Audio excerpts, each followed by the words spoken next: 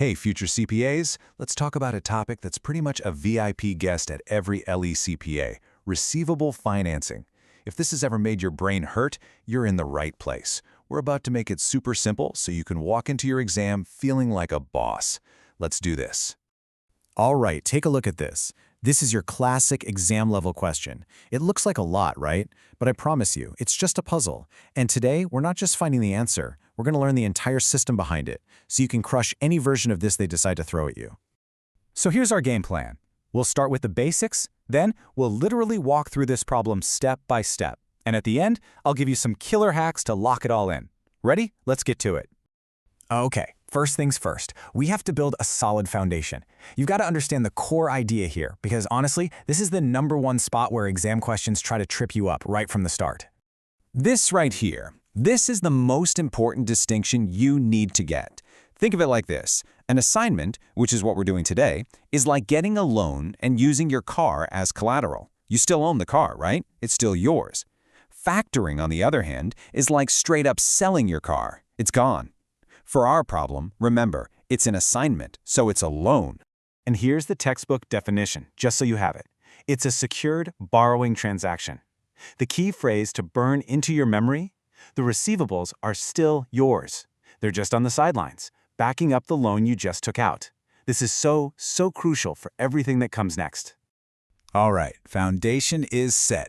You get the concept. Now, let's jump back into that exam problem and set up our playbook. We're going to break this thing down piece by piece. Okay, here's our mission briefing. All the numbers the problem gives us. We've got 4 million in receivables that we've assigned to get a 3 million peso loan. There's a finance fee, an interest rate, and a bunch of activity that happened in December. This screen right here, this is our command center for the whole calculation. First mission, let's figure out how much money actually landed in the company's bank account on day one. Because, spoiler alert, it's not the full 3 million. Here's the deal.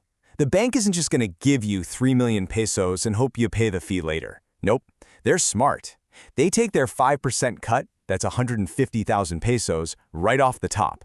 So the actual cash that hits your account is the loan amount minus that fee. And boom, our first answer, 2,850,000 pesos. Now, if we look back at our exam question, that perfectly matches statement A, so we know A is a correct statement. Awesome. One down, let's keep going.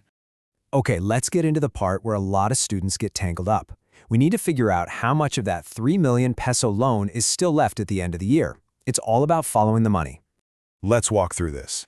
So the company collected 2 million from customers, but they gave out 100,000 in discounts. That means the net cash they can send to the bank is 1.9 million. Now here is the most critical part. The bank always pays itself first. The interest for 1 month on that 3 million loan is 30,000 pesos. The bank takes that.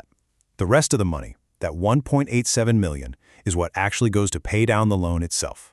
So we started with a 3 million loan, and we just paid off 1.87 million of it.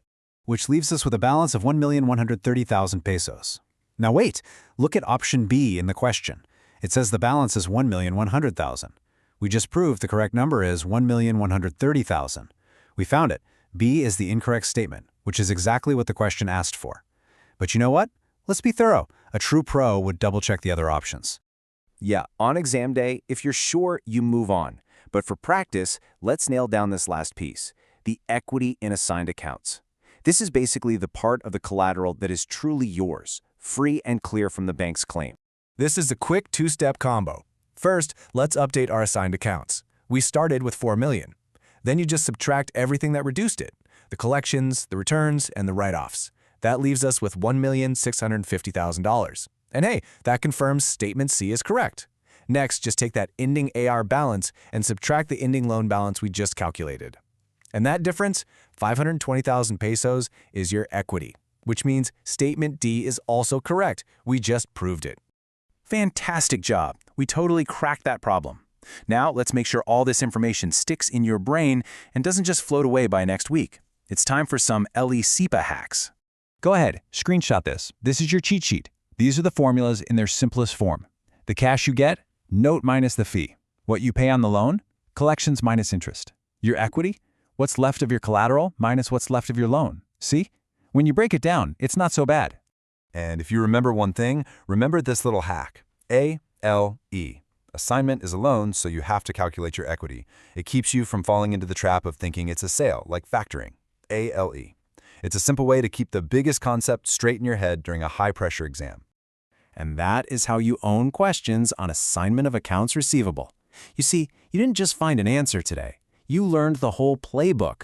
So what's next on your study list? Keep this energy going. You can absolutely do this. You got it.